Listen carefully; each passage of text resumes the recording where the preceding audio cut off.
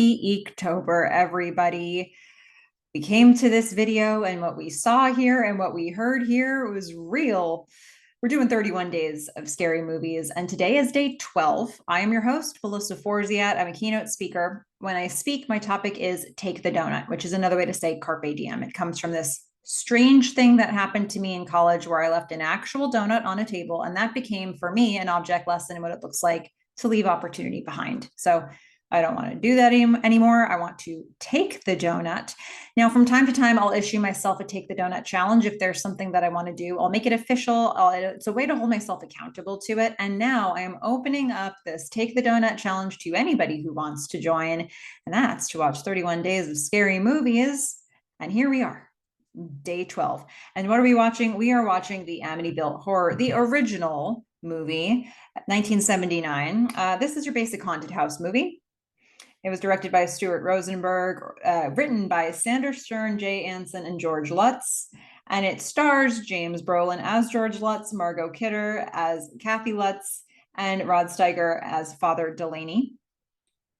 So if you liked what you saw in this film, in this series, there's a bunch of movies. So there's Amityville 2, The Possession, Amityville 3D, Amityville 4, The Evil Escapes, The Amityville Curse, Amityville, It's About Time, Amityville, A New Generation, Amityville Dollhouse, and then there's a 2005 remake of this one.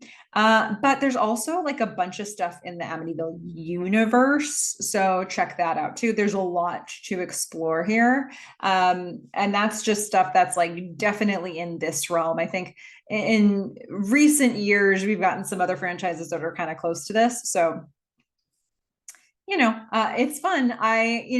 In the conversation of like whether a remake is better or the original, I've always preferred the original of this film. So this is the one that I chose, and I hope you enjoyed this one. Some general notes as we think about this film before we get into any more specific details on scenes. Look, if you're watching the Amityville Horror for the first time and then you're thinking about the movie The Shining, you might very well think some of this it seems like we're hitting a couple similar notes here.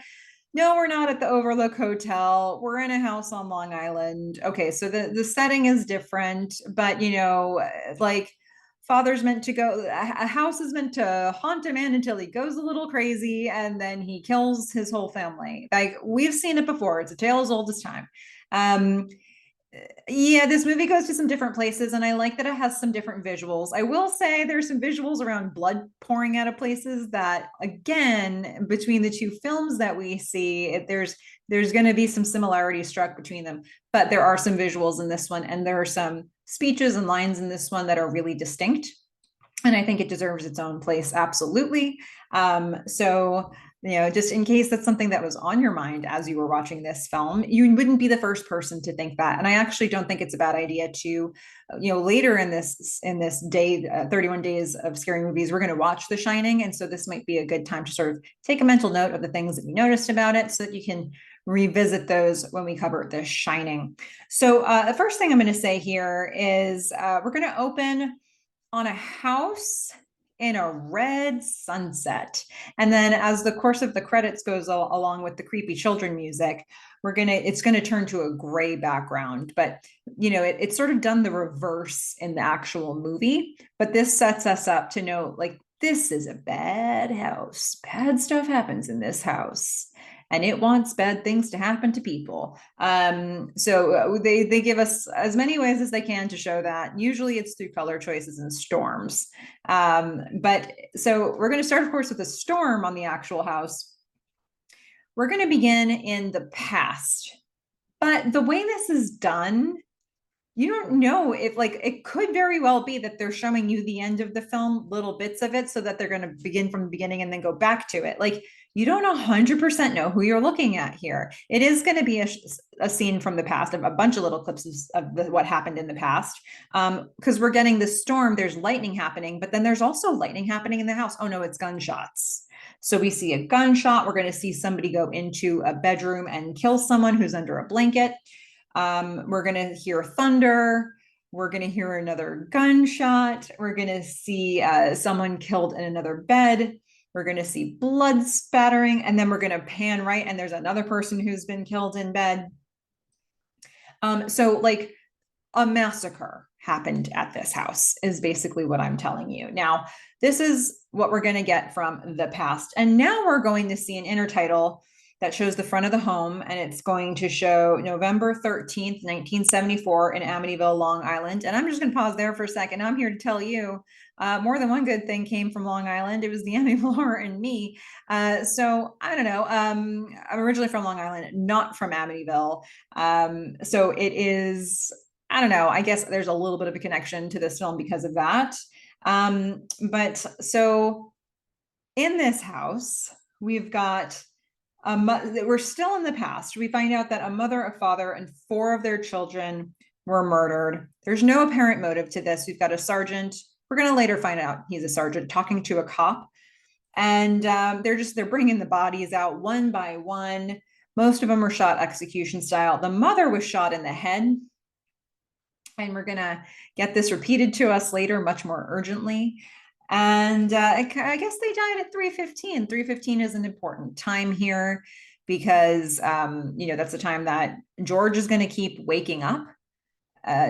Most of the time, we're going to see the clock, and it's going to be 3:15 when he keeps sort of getting up and being called by the house. Also, I think Ides of March, right? So a lot of significance to 3:15 here. So now we're going to get 1 year later. So it's only been a year since these murders. And if you really think about that, it would make sense why all the people in the town are a little skittish about the house and about George. So George and Kathy are going to be looking through windows. They're looking out at the boathouse now. They're checking out this house. They're thinking of buying it. We know it's the same house that we saw before. This is not a good sign. A realtor showing them around. It's a peaceful day, no storm today, birds chirping, best possible curb appeal moment that this house could have, even though that's tough because this house is run down and nobody has wanted to go in to fix it up. There's nothing like it on the market. That's the good news, especially at this price. They just got married. And so they're at this point where the finances, it's not so easy for them. She has a few kids. He's the stepfather. She likes the house, but they can't afford it. But he's like, okay, look, we can make this work. Where there's this extra room, I don't have to get an office. We've got the boathouse. We can make it a business of its own. Like we can do it. And so she's okay. And so as the realtor is showing them around the home, I do like that they did this. They have the realtor like going into rooms, and we're seeing which murder happened in each room as we're getting to those rooms. A little weird. We go up the attic, and there's like this freeze frame moment as the realtor is about to show them the attic where another kid died. So I don't know if I love the freeze frame, but I like the idea that we're sort of getting this sense of like, this really was the house. Because also I think it's important because the front of the house and the back of the house look like 2 different houses. A lot of times you see that really spooky angle of the house, but they're like the front and the back, not the same at all. So I'm glad that they're really making sure that they've told us like, this is the same place and here are the rooms and this is what happened here. So let's see, they're going to go into the master bedroom. We're going to get some more flashbacks of the murders there. And then, so we've seen the attic. She loves it. They're going to make it work in terms of the price range. And here's the thing. They know that people died there. What on earth? I mean, just look, maybe this is a product of me watching enough horror movies to know not to do stupid things like this in real life. If you find out that a mass murder happened inside a house, don't buy it. General rule of thumb. And I think if that's one of your only rules of thumb that you live by, it will serve you well. And if you needed a cautionary tale, this movie is it. And the 2005 version, and probably all the rest of the Amityville horrors. Who are we kidding? So We know that the man killed the whole family. George is like, it's okay though, see, because houses don't have memories. As long as we can get over it, the house isn't going to hold a grudge. It'll be fine. Let's make an offer. Let's make it happen. So we're going to see the realtor in the kitchen trying to close the deal, and she wants out. She is so uncomfortable there. She can't stand it. So we are going to get now the house view from the boathouse, and we're going to hear a children's song because it's a nice day, but it's creepy, isn't it? 1 month later, George is in the kitchen. They've closed the deal. They've made it happen. The kids are playing outside. They're setting up the house. He's putting up a crucifix because maybe, like, look, the house doesn't remember, but just in case, we're going to put up one crucifix. The parents are going to go out and play, and Father Delaney is going to come in. Now, we're going to find out later, was supposed to come to the house to bless the house, to make this thing okay. And he comes in and he's trying to get their attention, but he thinks he can't find anybody. Actually, he thinks he hears voices in a room inside. So he's going to go into the house, and he's going to go up the stairs, and he's going to go into the room where he heard the voices. But that was the house trapping him and luring him so it could scare him, because there's nobody in the spare room that he goes into except him and a mounting number of flies. I mean, the flies scene is definitely a scene that you remember from this film. It is a distinctive scene. And he's feeling ill. He's sweating bullets. He's getting so hot. And there's more and more flies every time you look at him. And the room has trapped him in. The house has literally shut the door on him, so he can't get out of this room. He can't open up a window. So it's a message to Father Delaney for sure. He is not able to call out to the family, who are in the backyard of the house, and they're about to get out on their boat and enjoy the water on the boat for a little while. And so finally, he's like struggling to breathe. He finally busts himself out of the house. He's worse for the wear. It's really hardcore flu-like symptoms that came on very suddenly, plus flies. And so a voice, before he gets out, a voice is going to whisper, well, first of all, the music is becoming cacophonous. The more the flies, the more the instruments there are. It's just hard. It becomes hard to bear when you're hearing it. And then the door will be opened on its own. All of the sound will stop, and a voice will say, "Get out, get out." And he leaves. Don't need to tell him twice. So now we're going to see later, when he gets to a safer place, Father Delaney is going to try to call the Lutzes, but he can't get through because there's static. The house is blocking Father Delaney.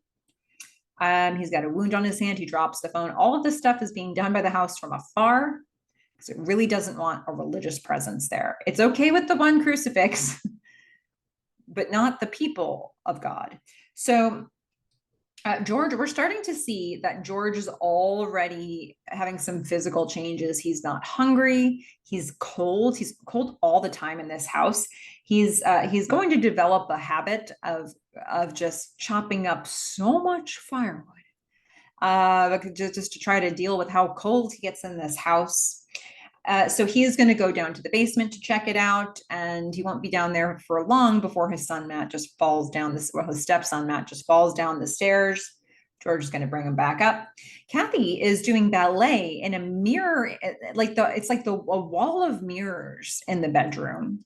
Never seen anything quite like that. Maybe it's of the time period is what I should be thinking about it.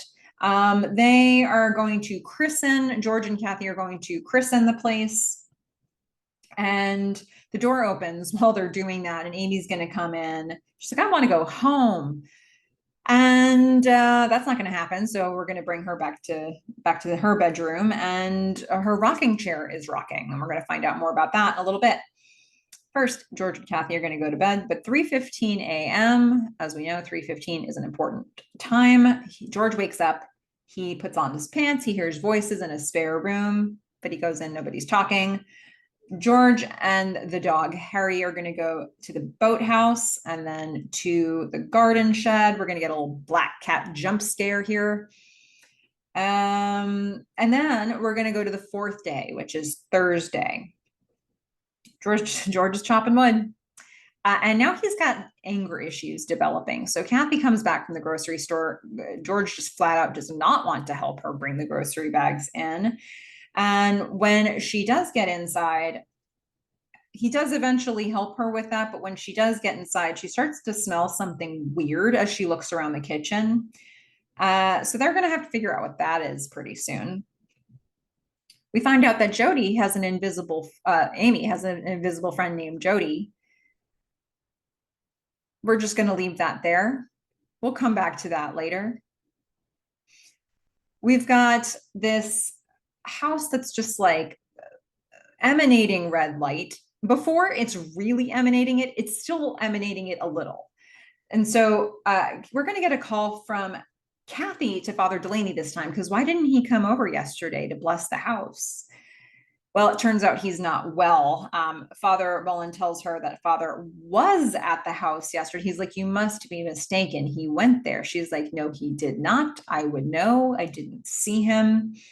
So we see Father Boland. Father Delaney is still unwell. He's sweating in his sleep. And then we're going to see a nun come to the house, but it turns out this is actually Aunt Helena. And she is going to interrupt a really unfortunate situation where they've discovered probably the source of the smell is just black sludgy water in the toilets. And it's just off. There's no plumbing that can fix this situation, really. Like, you can't get a plunger to do anything about this. She is going to come to the house at this very time when they're trying to deal with it. And when she gets in there, she's left alone for a minute, and she instantly has negative vibes in that space. It is a physical thing for her, just like it was for Father Delaney. She starts to feel sick immediately. The chandelier is moving, and she's like, I gotta go. I absolutely have to go. Kathy's like, no, please stay. I want you here. She's like, nope, I'm leaving immediately. She leaves and gets horribly sick on the way home. But at least she's safe. Fifth night is Friday. Kathy's painting a Virgin Mary statue. The house is fairly lenient about some of the religious items that it has and some of the songs that are sung, and not other things. It's an interesting thing to me. George is going to make a fire to get warm because he just cannot get warm in this house. He's dazed. His eyes are starting to get a bit red. He's not interested in coming back to bed yet. He's got some work to do. He doesn't want to be up to his button boxes forever. He wants to unpack and settle into this house. Kathy is like, fine. But he does end up coming to bed and apologizing. And then they go to make love and he cannot perform. And so he apologizes for that. She's like, yeah, it's fine. Nighttime. We're going to get the door opening. Kathy's going to scream herself awake. She was shot in the head, which we know that is what happened from the conversation that the police had earlier when they were actually reviewing the scene a year ago. So she had some sort of a dream where she could see what happened to the woman who was in her position a year ago. The house is now lit bright red on the outside. We're going to go to the sixth day, Saturday. Father Delaney and Father Boland are going to the house. They're in the car. They're on the way. Delaney is still pretty unwell. But the bigger problem is that the house really doesn't want them there. So it's going to make Father Boland lose control of the car and crash it. Delaney's going to see a fly on the windshield. He can put two and two together. It doesn't take, you just need one more fly to make a pattern here. The kids are decorating a car with "Just Married" on it. And Harry the dog is barking very loudly in the house. Kathy's son, Jimmy, is going to get married. As I sit here with this, I don't know exactly why we needed this subplot. Maybe it'll become apparent to me as I'm talking this through, but I still don't, I feel like if you did away with this, what is the new information that we get from this?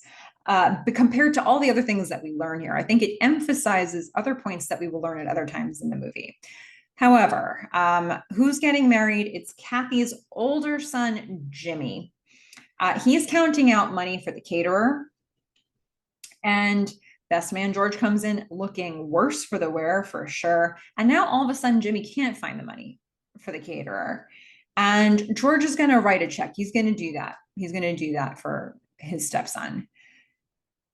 Like, I don't even know what to say about that scene because I feel like we learn all the same things without Jimmy. So like they're struggling with money, you know, the coworker, his partner Jeff at work is going to be able to tell us those same things. Are we learning the house steals money? Like, who cares? Like, they also try to steal your life. Okay, so next we're going to see the babysitter coming over, watching Amy, because the plan for this wedding is that George and Kathy and their sons are going to this wedding, and Amy's going to stay behind with the babysitter. The babysitter is going to be locked in a closet early on in this babysitting session. She's going to pound on the door until her fingers are bloody as Amy just sits in bed watching the closet door, doing absolutely nothing about it. And I mean, this babysitter is crying. The lights go out in the closet. She's screaming. And Kathy and is at the wedding now, and she's going to see Aunt Helena. She's going to apologize for leaving. Kathy's like, no, it's not a thing, or there's a flu going around. I totally get it. Kathy's going to see George talking to the caterer. And George is writing a check, but the caterer wanted to be paid in cash. And George is like, well, you're not getting cash. You're getting a check and you're going to like it. The caterer's like, no, I will not. And they have a little argument and George gets mean. And Kathy's hearing George get mean, and it's really alarming. And so they're just going to go, after this incident, they're going to go home. No more fun to be had tonight. So they are going to go home, and they find the babysitter there crying, still in the closet, banging on the door. They open it and they're like, yeah, but there was no lock on the door. She's like, I couldn't open it. You think I didn't try to open this door? And now George is frustrated with Amy. She's like, what are you doing just sitting there? Like, why didn't you open this door? He's not at all happy with these kids. Kathy is not happy with Amy either, for that matter. And Jackie's yelling at Amy for not opening the door. But Amy has a really good reason for this. Jody wouldn't let me. Okay. I mean, Jody, just getting this kid in trouble. George is like, these kids need discipline. And it sounds like he's prepared to dole it out. Amy should have opened that door. As George leaves, Amy's like, Jody doesn't like George. Oh, it's the kind of thing a kid would say that would make you think, oh, you're transferring your own feelings onto Jody. But later we're going to question that. So George is in the living room. He's looking for the money. He's very angry right now. And we're going to go to the 8th day, which is Monday. Now, Father Delaney is trying to talk with a couple more senior fathers. Actually, Delaney and Bolin are both there. But Delaney is the one who's really trying to pitch his case. He's like, Satan is in that house. They're like, we don't believe in that. It's like, okay, but that doesn't, yeah, you try going to that house, man. He felt a presence there. They don't believe him. And even if they did, this is not the type of thing that they do. He's like, look, I'm a trained psychotherapist. And this, of course, is a powerful speech from Father Delaney. They give him a couple speeches here where he's going to put all his energy and gusto into it. I went into that house. What I saw there was real. What I felt there was real. And what I heard there was real. The family is in danger. We don't leave people in danger. We help the people who are in danger. I'm in danger. They're in danger. And this is the church and we need you. Yeah. their best answer to this is maybe you should take some time for yourself. Indefinite leave. Does that sound good? Yep, great. So Kathy is going to watch George chop wood. This man chops so much wood, it's outrageous. His business partner, Jeff, pulls up with his girlfriend, Carolyn, who flat out will not go into that house. She's got the bad vibes feeling and she's not doing it. She's even going to roll up the windows. She wants no air from the house coming her way. George is going to be ignoring Jeff, and he's there to make George pay attention to the fact that the business is falling apart. He's like, you owe payments to people, like the workers are complaining. We need, the IRS is calling, the caterer is calling, and that's not even something I should be worrying about at all. George is going to threaten him. He's like, oh, you got any good news for me? It's like, well, I bought you a spotlight for the boat. Okay, that's cool. Let's go check that out. Nice. He's going to throw an axe into a tree to hold it there just to let Jeff know he can do whatever he wants. We're going to see Amy playing with dolls as her brothers terrorize her with a fake spider. And Kathy is going to see this happening. They're in her bedroom doing this as their sister is on the ground below outside. And Kathy is going to come in and be like, what are you doing in my room? And just as she does that, the window that they're at shuts aggressively onto Greg's hand, one of their kids, and they cannot open it. And Jeff and George are going to come up, and together they cannot open this window. Eventually they do. They're going to bring him to the hospital. Turns out Greg didn't break any bones. It's a miracle. Maybe. So Kathy can't sleep. George isn't interested to talk, but he is awake. And then 3:15 is going to roll around, and he eventually will wake up to the sound of a fly. He's going to go to that extra room, and there's so many flies in there, and he can't open the window. It's just like what Father Delaney was experiencing. And the front door of the house just blows straight off the hinges. I mean, active violence, totally random. George is going to go check it out. And then he's going to go back up to the spare room. And now the spare room's fine. No flies, windows open. What's happening here? The sergeant that we met earlier at the beginning of the film, he's going to respond to a 911 call at this house. You get the impression he wouldn't normally respond to a 911 call. It's weird for him to be there, but it's this house, and he's probably on alert for things that happen at this house. So Sergeant is going to see the door. He's going to see George, and he's going to double take when he looks at George. And then he's going to find out the basement door is also blown off. And George is going to take Sergeant to the basement, and we're going to see the dog. We're going to see Harry scratching at a spot on the floor where it connects with a mortar wall, not mortar, the block wall. So George is going to catch him up. We've been living here a couple weeks. Sergeant's like, you are the spitting image of ... This movie, I think a weakness of this film is that when it teases you on something, it doesn't let it linger for that long. So it's like, why not just tell us now if you were going to tell us right after? So this is one of the questions that I feel like we're going to learn really soon after this. Meanwhile, so we know enough to know that the sergeant is suspicious of George just because of how he looks. George is trying to maintain that burglars broke into the house. The sergeant's like, but the house, when you break in the house, the door goes in. In this case, the doors went out. Explain that. He's like, nope, burglars.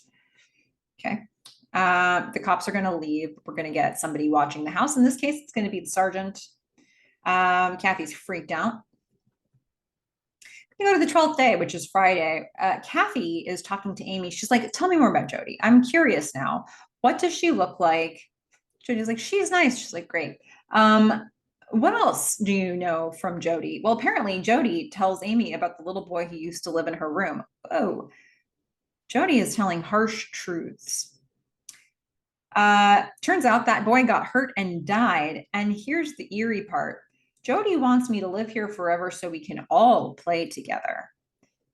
Me, her, and the dead little boy. How does this work? Okay. George is going to do some research. Another thing about this film that I'm a little undecided about is like in The Shining, when Jack Torrance starts to go a little mad, he kind of keeps going in that direction. George is sometimes really volatile and angry, and like the house is getting to him, and sometimes he like breaks through that and you see the real George underneath it. So I don't know, maybe that's meant to be a scarier thing because at any point it could turn. It's like a mental illness. But also it's not always like a consistent thing. So it's a little harder to track here. In this particular moment, George is actually going to do research against the wishes of the house. So he's going to go to town hall. He's going to go to the library. He's going to steal a book on the supernatural. And I imagine the house wouldn't want this to happen. Kathy is going to call Father Delaney. He's going to answer, but there's static. And he strains like he's being choked. I mean, the house does not want Father Delaney anywhere near these people. The line disconnects. Kathy's going to pray. We're going to get some wind passing through the house. Somebody comes to the door. He says he's a neighbor. He's got beer. The phone rings again. More static. The line disconnects. When she goes back, there's nobody at the door. So it feels like another distraction from the house. And ultimately, I think it's all in service of keeping Kathy away from Father Delaney. George is, he's been out about the town and now he's going to go to a bar and meet Jeff, his partner at work. He does not look okay. The bartender takes a look at George and he's like, are you the... He looks exactly like the guy who committed the murders a year ago. So the partner is like, okay, whatever. So your business is falling apart. All right. Let me tell you all the many ways that your business is falling apart. George is like, stop hassling me. He slugs Jeff. Jeff's like, did you get that out of your system? It's like, yeah, okay. Now they're going to be buddies. So can we talk? Yeah, sure. So we're going to go back to the house at night. Amy is singing Jesus Loves Me. The house is okay with this. Amy is rocking in a chair and there's an empty rocking chair in front of her that is also rocking. Must be Jody. It stops rocking when Kathy comes in, and it turns out Jody went out the window. That's where she went. Kathy's going to go over to the window. She goes to shut it, and she sees two bright red eyes right outside the window looking at her. Maybe there's something to this Jody thing. I feel like the relationship between Jody and the stuff that's going on in the house, I think it seems as though they are separate things. I feel like this is an invisible friend that Amy has had for longer than the amount of time that they've lived in this house. Because when we first find out about Jody, like Kathy doesn't bat an eyelash and they just moved in. So I think that like Amy's got this invisible friend, but really maybe it's a spirit of some sort, and based on the eyes, maybe some sort of a demon because it's telling her to do bad things. And then there's the house, which wants George to do bad things to Amy and the rest of the people in the house. So Jody, of course, is going to want to protect Amy from George while keeping her all to herself. I mean, I think it makes sense. It's like I really want to see the movie where Jody battles the house. That's a movie I want to see. If there's a movie like that already, come talk to me. Okay, so we're going to look at a supernatural book, the one that George stole. He's explaining everything to Jeff, and Carolyn's there with him, the girlfriend. She's like, oh, yeah. No, I know about this. John Ketchum, you're living on special ground, like devil worship special, sacrifice special, not like ice cream and puppies and rainbows special, like devil worship. Energy can only change forms. It's not created or destroyed. Jeff is like, come on, again with this. Jeff says, okay, here's the plan. Just listen to reason. We will babysit the kids. You go on a date with your wife. relax, and then we can deal with everything else later.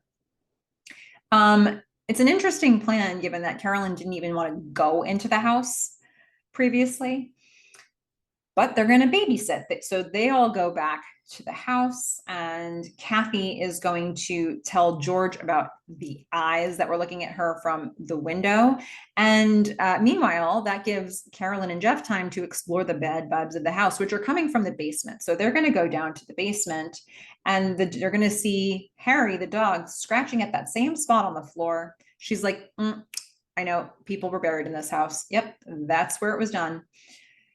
Kathy is getting ready for her date. Meanwhile, Carolyn is taking the wall apart. She's got a pickaxe and she's going at it. And then George comes down because she's making a racket. And she's like, no, see, that's where the people are buried. And he's like, oh, okay. So now he takes the pickaxe and he starts destroying the wall. Maybe he got away from the house long enough where he's feeling more clear-headed so he could do a task like this. We're going to see that they're uncovering a room on the other side of the wall. A bright red light is coming out of it, and a face that looks like George's face is looking back at George.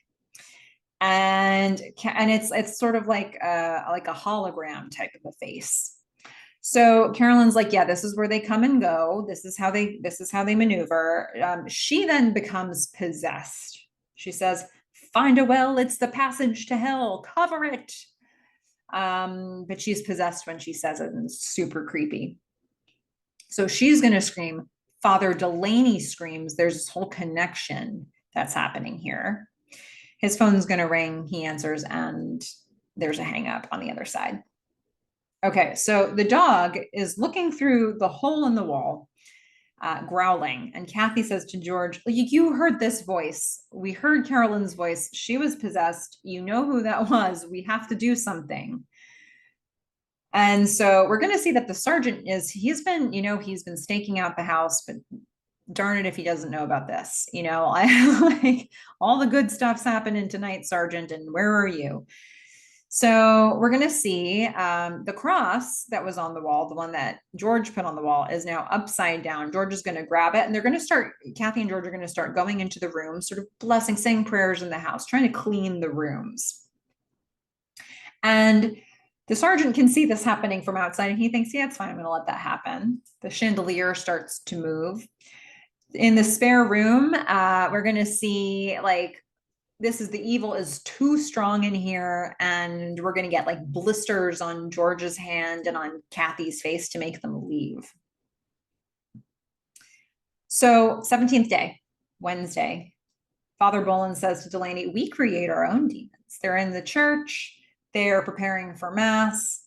Father Delaney is praying so much that a piece of a statue from the ceiling falls onto his face and blinds his eyes, because the evil around him is just so strong now that even praying as fervently as he is can be dangerous. On the 18th night, which is Thursday, George is exhausted. It's 3:15 a.m. Again, he gets up. He asks the house, what do you want from us? It's a good question. If those walls could talk. Kathy's going to wake up. George isn't there. She's going to go to Amy's room. She's dead. It's a nightmare, though. It's all good. She's going to wake up for real. George is beside her, but he's not going to stay there the whole night. The house is now lit yellow. That's a happier color, I suppose. It's the 19th day, which is Friday. George is in the living room. He's like, I'm coming apart. He looks like he hasn't slept in about a year. He's screaming. Kathy runs down. She's like, you're just dreaming. He apologizes to her. He's crying. He has like teeth marks around his ankle.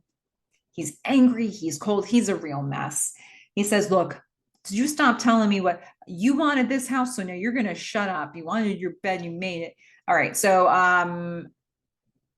that's not the expression, but you know what I mean. So, he's fighting back. He's agitated again. He slaps her and then just goes and puts more wood on the fire, and she's going to run out. Like, come on. So it's evil George again. Kathy is looking for Father Delaney. She finds Father Boland. He's going to block her from seeing Father Delaney. He's like, don't know where he is. He's out of town. She's like, please, I really need help. And he's not going to provide that for her. the sergeant is watching all of this. He sees Kathy pull away after talking with Father Boleyn. So the sergeant's going to follow the father, and he's going to follow him all the way to when the father goes to visit Father Delaney. We're going to see Delaney. He's still got no sight. He is unresponsive. He just doesn't want to talk to Father Boleyn. He's sitting at a riverside walk, but he can't see it. And so Father Boleyn just goes away, and the sergeant knows where Father Delaney is now. Meanwhile, Kathy's trying to get some information. She's going to check the microfiche at the library for the murders from last year, and then she's going to put it all together. She is going to see that the man who perpetrated the crimes looked exactly like George, and she's going to go straight home where George is sharpening more tools. Amy is writing Jody's name. Feels like there's a battle that should be brewing there. George is now digging a hole, and a storm is brewing as well. The dog starts watching as the flooring is coming up. Things are really coming to a head today. And so Kathy, she's driving home to this mess in a storm. And now we're going to get the title card that says The Last Night. George is at the boathouse. Kathy pulls up. She's going to run into the house, up the stairs. She's shouting for everybody. She wants to protect them. George, evil George, grabs an axe. He goes into the house and she sees him coming. She's like, "Yelp!" And so George sees a pig-like animal in one of the windows, an evil one with red eyes. And he's going to run into the house, but he can't find the kids. He can't find Amy. Blood starts coming out of the walls. The boys and Amy are actually hiding in a bathroom. And George is going to split the door with an axe. I think there are some visuals here that really, like The Shining and this one, like the visuals of the blood pouring and the axe through the door. There are some echoes happening for me here. Kathy is going to fight George. And then there's going to come a point when her face looks really old and wrinkled for a second. It's a trick of the house. But she's going to say, her words are, "Please don't hurt my babies." And that somehow cuts all the way through to the core of George. And he can't be angry George now. He's going to be George who cares about Kathy. So he hugs her. The blood is still pouring out of the walls and onto the stairs. The floor of the basement totally breaks apart. The tree branch comes into the house. The family wants to leave. They're all slipping and falling down the stairs trying to get up. And they get to the front door. They can't open it. George is able to open it. They get to the van, but can George find the keys? Nope. No, he can't. So, but they eventually do. And that's great news. The only problem, they forgot Harry the dog. Amy's like, "No, we can't leave without Harry." So George thinks it through, and he decides, because Kathy just wants him to hightail it out of there. George decides, "I'm going to get the family a safe distance away from the house, like about a block away, maybe less." He drives to the end of the block. He gets out of the car. He runs back to the house to save Harry. Harry, meanwhile, is growling in the basement. George goes to retrieve him, and he falls through the stairs into the well that Carolyn spoke of. He basically busts all the way through the floor, and he lands in a pool of black, watery sludge or sludgy water. And he's now covered just in black goop. And Harry can't recognize him. So at first, when he starts coming out, Harry bites his arm. He bites him and he doesn't want to let go. And then Harry, "Oh, okay, wait, that's your voice. It's George. Okay, fine." So now he's like, "Okay, well, now that I've got you, I'm going to pull you out." So Harry, let's hear it for Harry. He's going to pull George out of the sludge, out of this well. He's going to pull him to safety. And then George is going to return the favor. He's going to get Harry out of the house. And so once they've done that, once he's left, the front door has locked from the inside. He has to like literally break through a window and carry Harry out. They get out of the house, they get to the car, and they're going to drive away in the storm. And then we're going to get that closing title card that says, "George and Kathleen Lutz and their family never reclaimed their house or their personal belongings. Today they live in another state."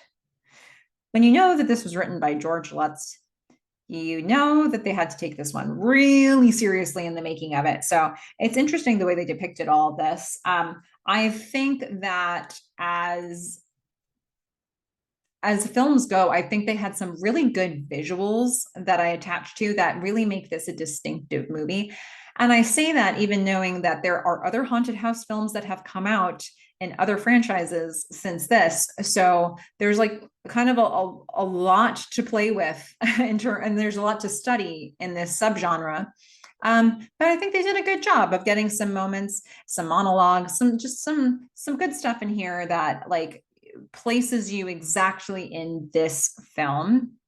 There are some parts of the plot that are a bit thin, and there are some parts where I feel like there's an inconsistency in George that is a bit confusing at times, but that might be unfairly comparing it with things that we see in The Shining, because I think, ideally these two movies are going to stand alone in their own right.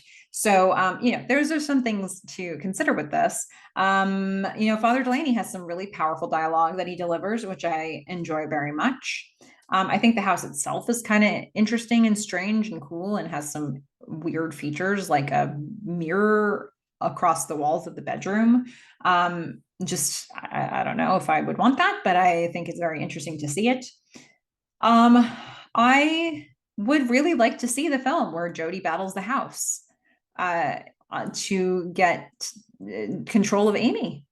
Either Amy lives or she dies, and those two have to battle to find out. It's kind of an interesting one. Yeah, those are some of my basic thoughts about the film. I'm really curious because I think this one has a lot of cool stuff, but it's a little bit more up and down. If you have any, look, that's my comments on the film. What are yours? If you have any you want to share, feel free to put those in the comment section of this video. And here's what I really want to ask. My scary meter is busted. I have watched so many horror movies that I'm desensitized to them. So I don't really know how scary they are to be able to make recommendations to people. So that's where you come in. I would love for you to rate this movie 1 to 10 on your scary meter and let me know where it falls for you. So 1 being not that scary, 10 being so very scary. And let's see where the aggregate falls here. Let's see what kind of average we land on. And, that'll be a good way to inform us where this should sit in terms of recommendations we make. At least it will for me.